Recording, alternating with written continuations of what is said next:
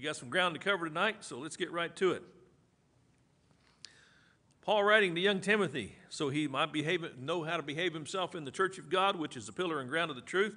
He says, do not sharply rebuke an older man. If you make a dull rebuke, that's okay, but don't make any sharp rebukes. Right, yeah, okay, you're paying attention.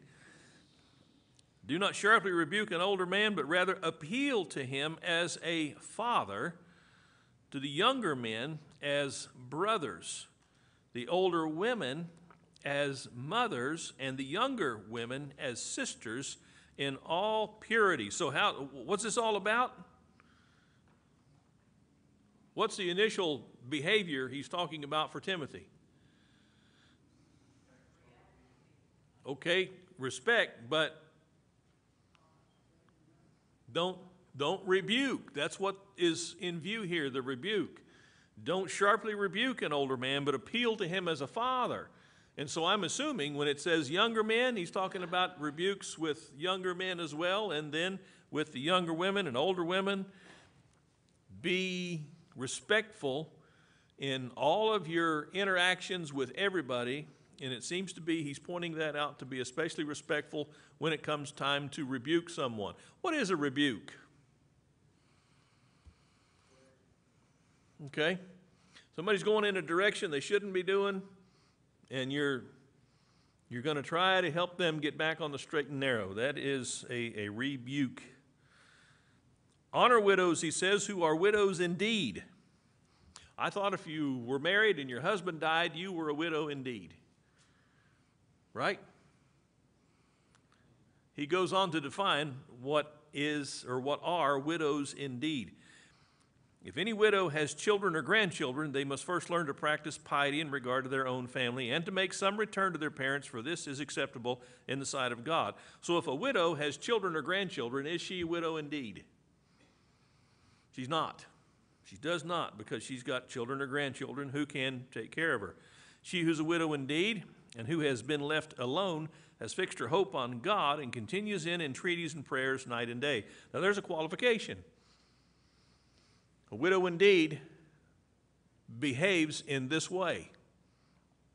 It's not just anybody, but it's a woman who behaves in this way. She who gives herself to wanton pleasure is dead while she lives.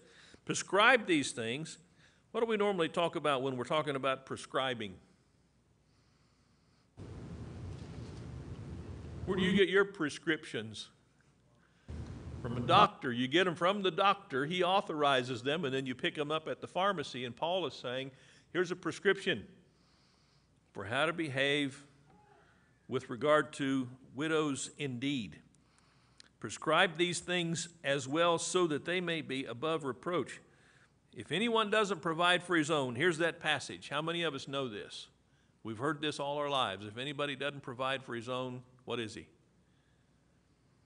He's worse than an infidel, and this is what he's talking about when in the context. He's talking about taking care of widows who are widows indeed. If you've got someone who is in need in your family, you should be taking care of them. And if you don't, ouch, you're worse than an infidel. What is an infidel? An unbeliever. Now, what do the Muslims call us? Not all Muslims. But in the book, we're infidels. In their Quran, we are infidels because we don't believe in Allah. Who do we believe in? We believe in God, the God of the Bible. And some people say, well, they're really the same thing, just interpretations. The best answer that I've gotten on that is from a fellow who just recently passed away, a young guy. His name was Nabil Qureshi. And he said, you can say that they are the same, but when you study what the Quran says about God and what the Bible says about God, you come up with two very different people. And if you were to say, yes, I believe in Abraham Lincoln. He was that short little stubby guy who hated slaves. Then what would you say? Okay, that's a different Abraham Lincoln, right? If there was a guy who was short and stubby and hated slaves, that's not the Abraham Lincoln we know. So you can't tell me with any degree of accuracy that that's the same Abraham Lincoln, because what we know about the actual Abraham Lincoln, he was a tall guy. He was somebody who emancipated the slaves. He fought for that. So that's the way it is with Allah and the God of the Bible. What the Quran says about Allah is very different from what the Bible says about the true and living God, and so they are not to be considered the same gods. What are we down to here? Oh, verse 9. A widow is to be put on the list. What list? The widow's list, yeah, the widow's list. If you drop down to verse 16, it says, if any woman who is a believer has dependent widows, she must assist them, and the church must not be burdened. So we're talking about the church being burdened, quote unquote, with the care of these widows who are widows indeed. So we're talking about assistance. That's what this is. This is a list for these ladies to receive assistance from the church. If you are a widow indeed, then the church was obligated to give you in some way financial assistance so that you could be cared for, so that you would not be destitute. He says a widow is to be put on the list only if she's not less than 60 years old. That's quite a qualification, isn't it? What's she supposed to do if she's less than 60? Get married. Something else, yeah. Maybe get married. Maybe whatever. But it's not time to put her on the list until she's 60 years old, according to what Paul writes to Timothy. Having been what? The wife of one man. Now, it's interesting to me.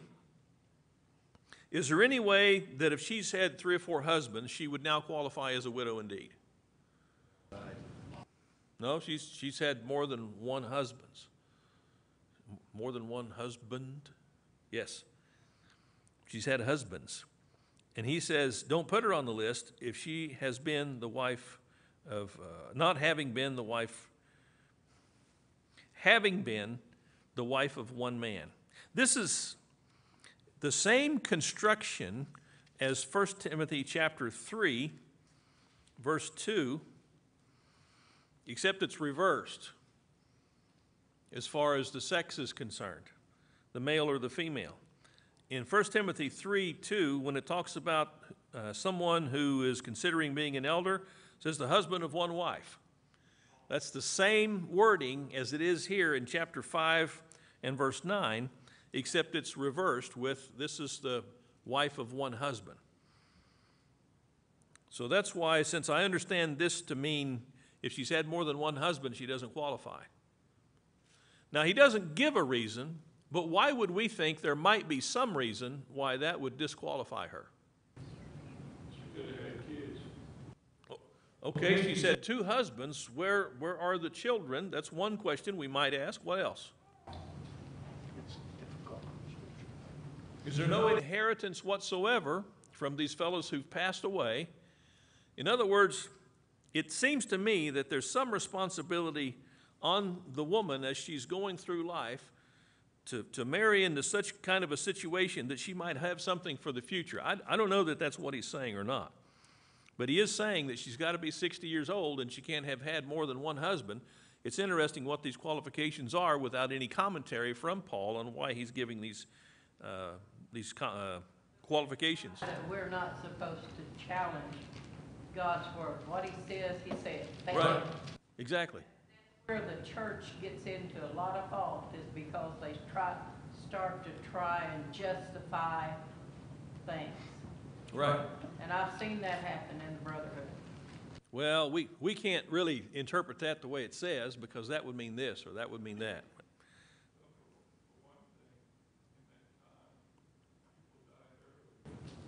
And where's the best place to go? When you go to church, they'll give you a handout.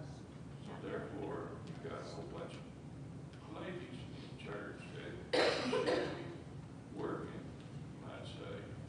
And so they had to put a quantifier on it. Hey, you gotta be 60, you gotta be There's else, you just go where. any number of factors could be considered with regard to what the culture was like then and what it's like now. Personally, I would think that there are more opportunities today than there were then. That may or may not be true. But Paul writes, through the inspiration of the Holy Spirit to Timothy, got to be 60. Not only do they have to be 60, but they can't have children or grandchildren who could be caring for him.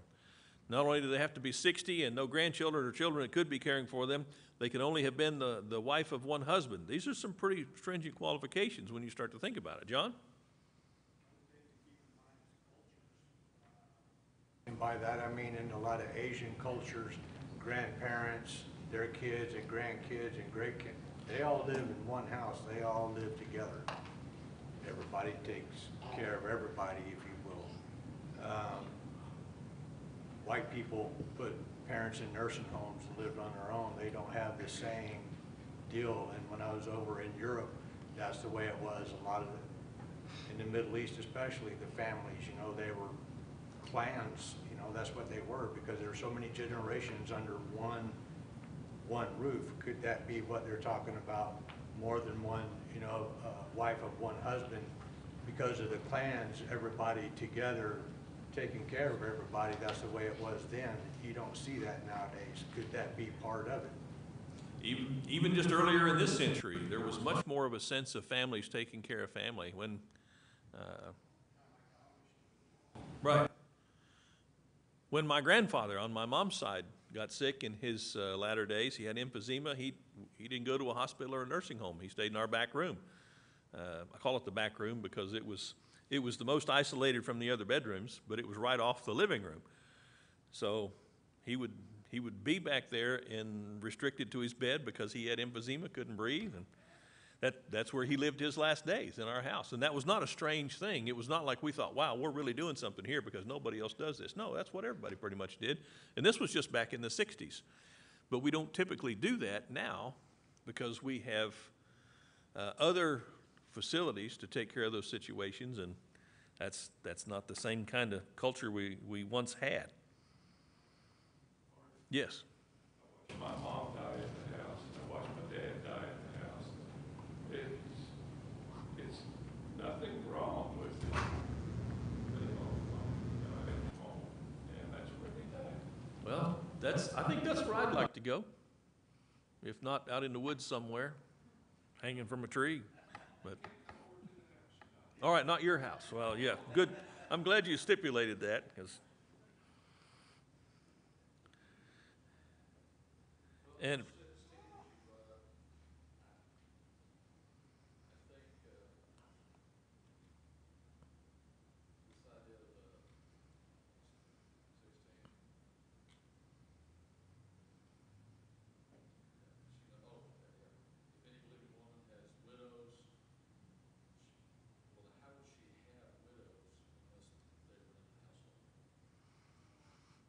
if you've got them in the family, in the household, yeah.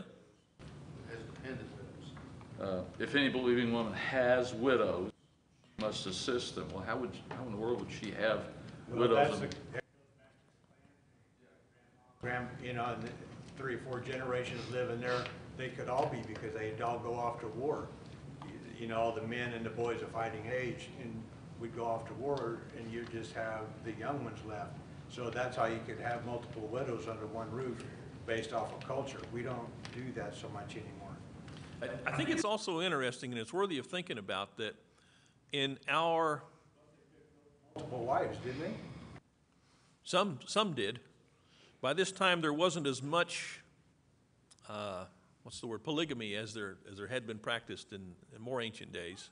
But our Western affluence has given us the opportunity to have more and more luxuries, and people who are not well tend to detract from the luxurious nature of our lives.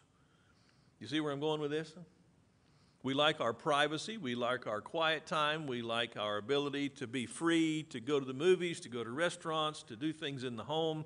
And when you got somebody at home who's not doing very well, whose health is failing, and I'm not saying that if you put your parent or your grandparent in a nursing home, then you're a blatant sinner, because That's what we did with Mom. Came to a point where we could not safely keep her anymore because Alzheimer's, I believe, is more of a recent development in human culture, in Western culture anyway. And we tried to keep her at home, and she would get out. She would escape.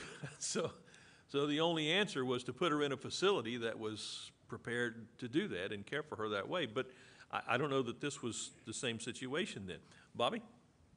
The thing to consider was the Jews were always looking for loopholes. They, you know, if I don't have to give this to my parents if I pledge it to the temple, you know, that kind of thing. So I think Paul was also doing it for that reason as well. Say, here's the rules, here's the you know, here's what you can't have to do. Right. All right, there's no getting around it. You're not going to duck out of it. You're going to take care of your family. You know, that's what's going to go, and that's the way it is. If, Don, you might wonder if this is kind of a similar thing he and I were talking about a couple of weeks ago with regard to self-defense. If the Bible, if Jesus or the apostles ever focused on our freedom to defend ourselves, I believe there would be a lot of people in the church who would take that and run with, all right, he says we can defend ourselves, and to create a whole new way of thinking based on that one concept of self-defense and run with that. And I'm wondering in this situation, if Jesus had said, well, when your folks get older, the church can take care of them, or even alluded to anything like that, that there would be people who would run with that in the same way. All right.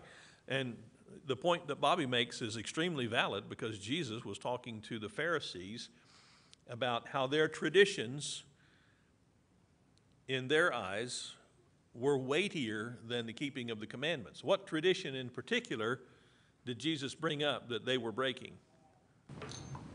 So, does the word Corban ring a bell? What does Corban mean? That means it's committed, it's dedicated to the temple. In other words, Jesus said, honor your father and mother, but you've broken that commandment by saying that what you have is Corban. It's dedicated to the temple. And the idea was, all my stuff I've committed to the temple so that when I die, it's going to go to the temple. So it wouldn't be right for me to use my stuff that's dedicated to the temple and care for my mom and dad, because my stuff's dedicated to the temple. That's how holy I am. That's how godly I am. My stuff's dedicated to the temple. Now, I'll use it while I'm alive, but when I die, it goes to the temple, so I can't use it to care for my parents. And Jesus said, with that one tradition that you have broken the commandment of God and failed to care for your parents. It's all about money. And it normally is all about money.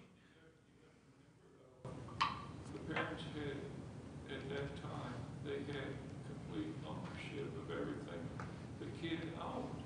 And if he didn't commit it to the temple, then they could sell it or whatever they wanted to at the time.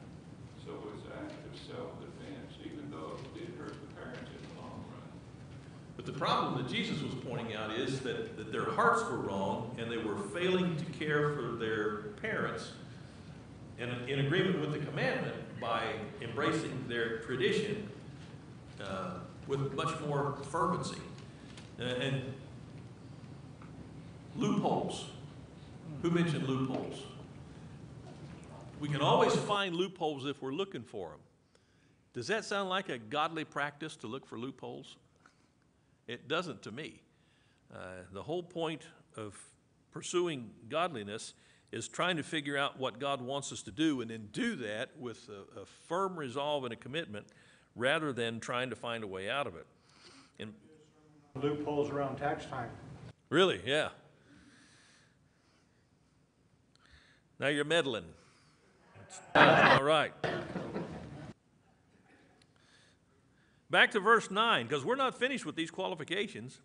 A widow is to be put on the list only if she is not less than 60 years old, having been the wife of one man, having a reputation for good works, and if she has brought up children, if she's shown hospitality to strangers, if she has washed the saints' feet, if she's assisted those in distress, and if she has devoted herself to every good work. Wow. That, in other words, Paul is saying, listen, don't you take the church's money to support any widow unless she meets these qualifications. And these are pretty high. But if you think about a woman who meets these qualifications, wouldn't you want to do something for her? Somebody who's been behaving like this in the kingdom.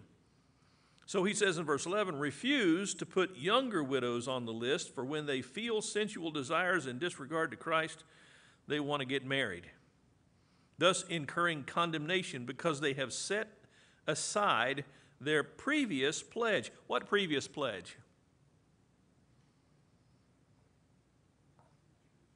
Look at verse 5. I think verse 5 is the previous pledge that he's referring to here.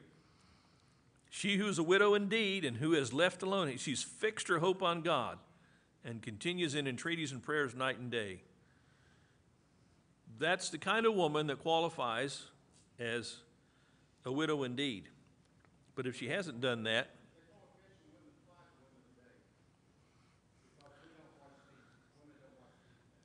okay. Now, is there a reasonable substitute for that? Because legalistically, we could make that claim. Okay, yeah. What's it mean to wash feet? Serve in humility. Do the most menial task in the home. In the military, it was clean out the latrine. And it wasn't so bad if it was indoors. But if it was outdoors, well, okay, we don't need to talk about that. Just one of those memories. Verse 13, at the same time, they also learn to be idle as they go around from house to house. And you can imagine, here's a woman she's not really proven herself spiritually. She's not really old enough to be considered a widow indeed. She's got family, but apparently her family are not responsible enough to care for her. And now the church is going to pay her way. And so he's saying if this is what comes to her, she's probably going to wind up being an idle woman, a tattler, going from house to house. Doesn't have anything constructive to do. She's given up on any prior commitment to holiness that he described in verse 5, giving up on her fixation on God and the continuing in entreaties and prayers night and day. So he says, don't do that. Keep these qualifications. So he says in verse 14, I want younger widows to get married, bear children, keep house, and give the enemy no occasion for reproach. So what he's saying is the reputation of our ladies, even our widows, even if they're not yet widows indeed, the reputation of our ladies is going to be the reputation of the church. And if they don't behave as they should, people are going to speak ill of the church. Interesting word here I don't want to pass over. It's when it says keep house, what do some of your other translations have? Manage their household. Any other translations? The Greek word is oikodespotein. Oikos means house. If you go to the grocery store and you see this yogurt, it's a oikos. That means yogurt comes out of the house. If you want house-made or homemade yogurt, there you go. Except I know it didn't come out of a house. It came out of a factokois. A yogurt factory. Yes, Ron? Yeah, in verse 14. Okay. So you had a younger widow. All right, she did get married again. Right. Went through the whole routine. Then that husband died. Well, you revert back over here, then she's not qualified because she's not the wife of one man. Right. So, Based on these qualifications. yeah, she wouldn't be qualified as a widow. That would be the church would support. Right. But he wants her, yeah, she won't be a widow in need, but she wouldn't really qualify if she remarried. Say she's now 70 years old, that husband dies. Even though she is a widow, but by the first part of it, it says she's got to be the wife of one man. Right. So she wouldn't be helped by the church. There's always room for moving ideas around to where they fit. That's how the Catholic Church got started. I don't want to make too much of this, but when I read list, it seems to be that the list is a list of ladies who are going to get regular support. In other words, put her on the welfare roll, so to speak, and she's going to get regular support. Now, I don't know, might be hard pressed to prove that, but I think that's the direction this is going. And if that is true, I don't know that it would be wrong for the church to help to some degree at some point in time. That's just being merciful. But we do have to be careful about saying, okay, well, this lady's, she having a hard, let's just put her on a roll. We'll give her $150 a month or $200 a month or whatever. Paul's trying to keep the church from becoming the bankroll for some folks. Art, and then Bobby.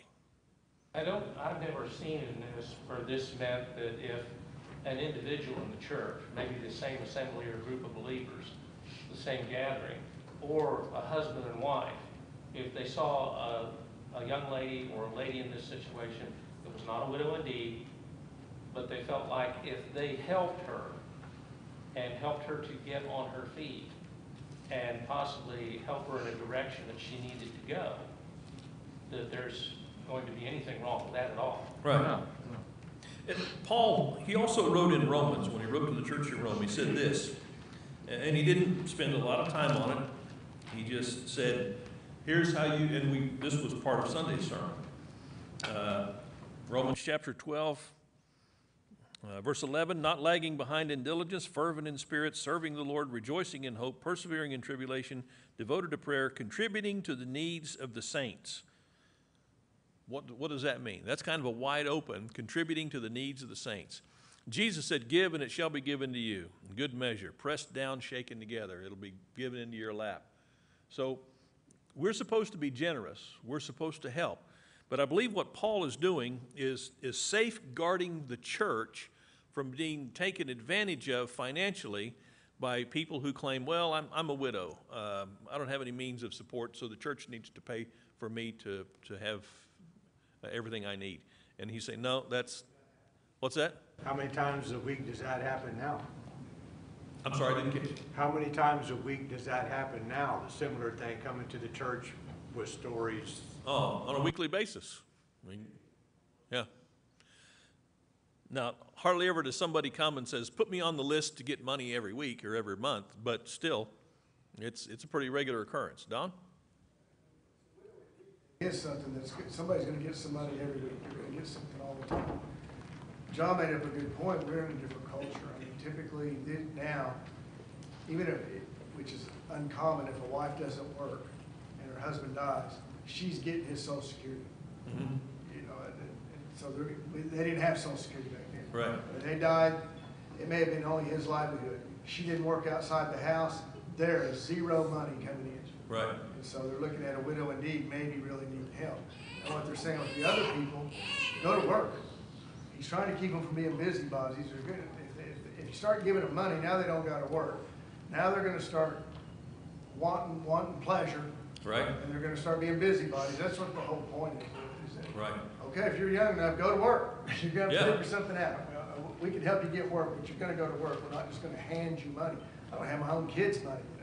It's like, The bottom line seems to be needs if there's an issue, but sure. But I'm not going to just hand them money and give them a bunch of, what I like to say icing. I'm not here to give you icing. I might give you cake. In other words, food and shelter, but I'm not giving you icing. You have to figure out how to get icing yourself. That's not good for you anyway. It's got a lot of sugar in it. But yeah, I know what you're saying. Right. If you need food and shelter, I'll help you, but to some degree. But Yeah, we're not going to let anybody starve. I wanted to give them money that one time on Wednesday night. And I said, well, I ain't going to give you any money. I said, I'll buy a sandwich. And he said, well, I got tickets to pay. And I was like, I wouldn't pay for my own daughter's tickets. What are you doing? Go to work. Quit speeding. Bobby, I'm sorry. You had your hand up a while back. And I was just thinking of a couple commentaries I had read, termed this more as the widows that were real widows, weren't on what was a welfare system. They were technically employed by the church. That, they were maybe doing some little nonchalant thing or whatever, but they were receiving a salary, so to speak, at that time.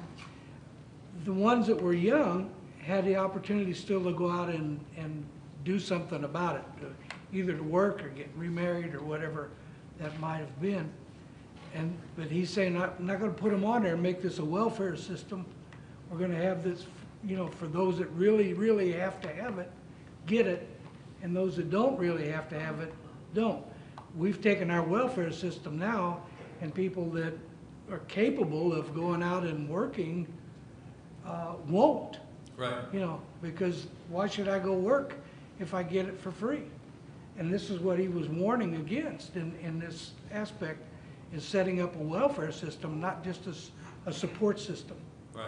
There's very little incentive in our present cultural welfare system for anybody to take responsibility for themselves.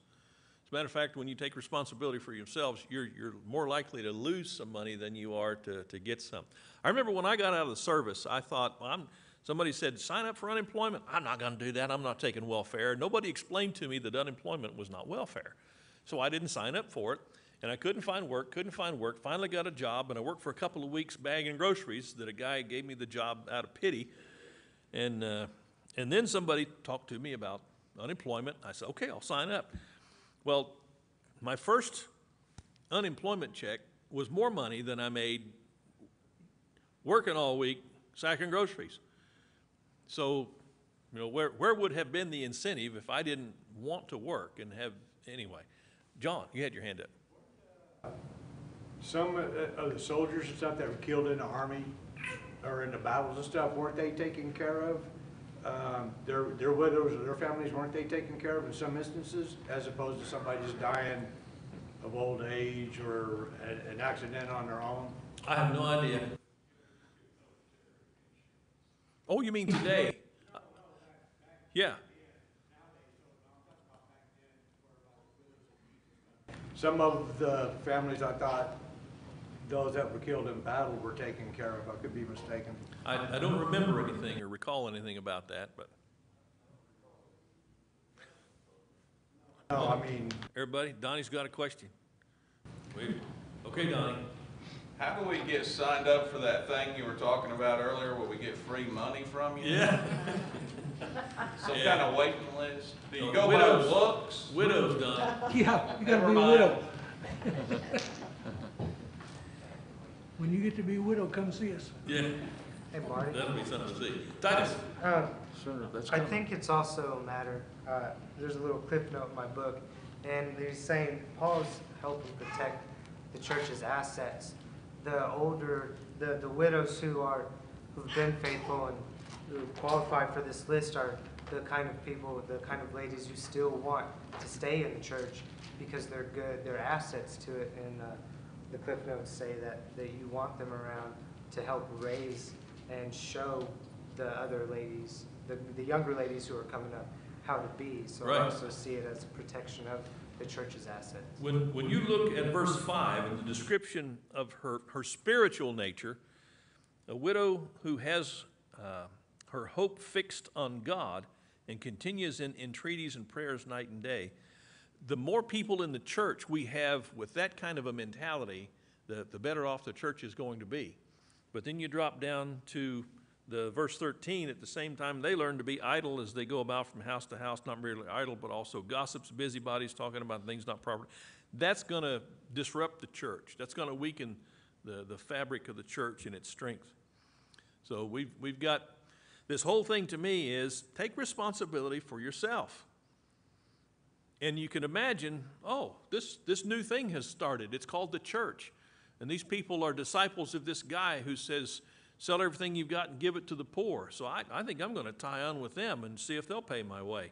And Paul is saying this is not the way this is supposed to work. Even widows have to be widows indeed. 60 years old, not younger than 60 years old. They have to have lived a life where they have served the church, having had only one husband. They can't have any children or grandchildren that can take care of them.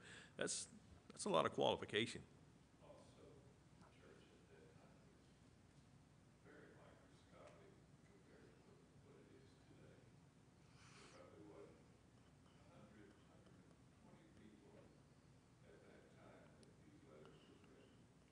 I know we have that kind of a view, but I think about the fact that we don't know the size of a single congregation mentioned in the New Testament? I think that's interesting.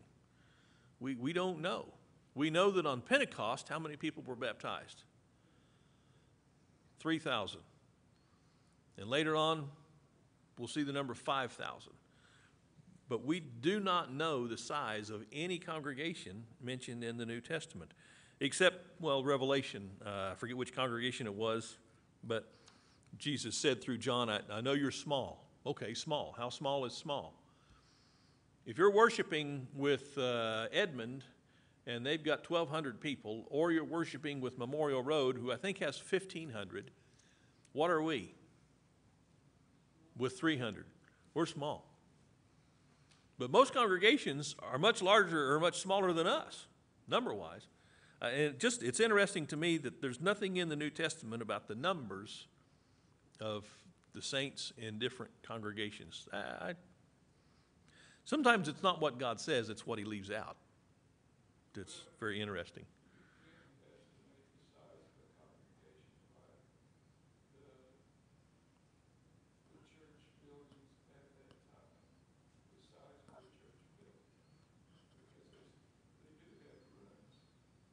Churches, and you say so many people for so many square feet. Good. That's an approach. We also know that the church in Philippi started with two families.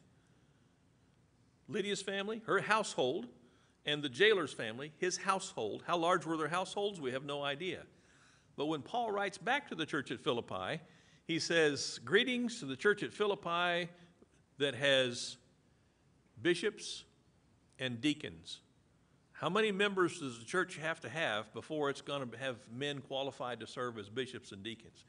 That's another interesting question. Well, could you conceivably have a 50-member church with men who would qualify to serve as bishops and deacons? Well, that's conceivable, but it's not likely, at least in my experience. If you're going to have bishops and deacons, you're probably going to have 150 or upwards of that. But that's all total speculation. We have no idea because God never said, here's a congregation and here's how large it was. He never said that.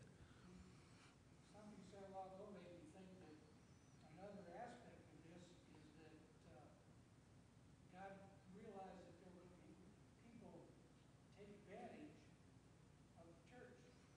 And that hasn't stopped. It's still here today. I mean, everybody knows that if you want to get an easy mark, get a Christian, because they're primed and trained to give and to help out and to serve. And so, it's easier for them to go after the church than it is to go after somebody outside the church. Right.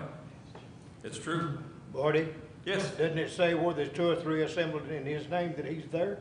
It does. Now, that's in the context, however, of discipline within the church. He says when you've got a brother in Matthew 18 who sins and you go to him and he doesn't resolve it with you, and you take a witness and he doesn't resolve it, and you take it to the church and he still doesn't resolve it, then you let him be to you as one who is accursed, an unbeliever. And where 2 or 3 of you are gathered together in my name for that purpose, then I'll be with you. Now, I believe that when we gather to worship, God's going to be with us. But that particular passage is in the context of bringing discipline within the church, where you got to withdraw fellowship from somebody because they won't straighten out their lives. Yeah. If there's only 2 or 3 or 4 people in a congregation in a little small community, it could still be a church. Oh, sure. If there's one person, if the Spirit of God lives in that person because they've been born again by the Spirit of God, then there's God with them. So, yeah, never worry about numbers. If there's anything God shows us in his book, it's that he's not concerned about numbers. Johnny and then Billy.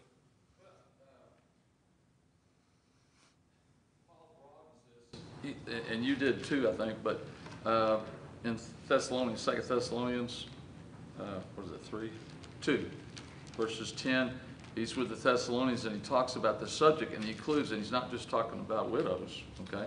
I want to read beginning with verse 10. For even while we were with you, we used to give you this order. If anyone is not willing to work, then he's not to eat either. And then he goes on, he says, indeed, we hear that some among you are leading an undisciplined and inappropriate life, doing no work at all but acting like busybodies. Now such people we command and exhort in the Lord Jesus Christ to settle down and work quietly and earn their own food and other necessities. And as for the rest of you, believers, as the rest of the believers, do not grow tired or lose heart in doing good. Okay? So on the one hand, certainly we should help those who need help. Okay? And that's kind of a general thing, I think, in the church. And maybe widows, not maybe, and widows in particular, specifically mentioned in Timothy, but in an appropriate way and on a needed basis. Right.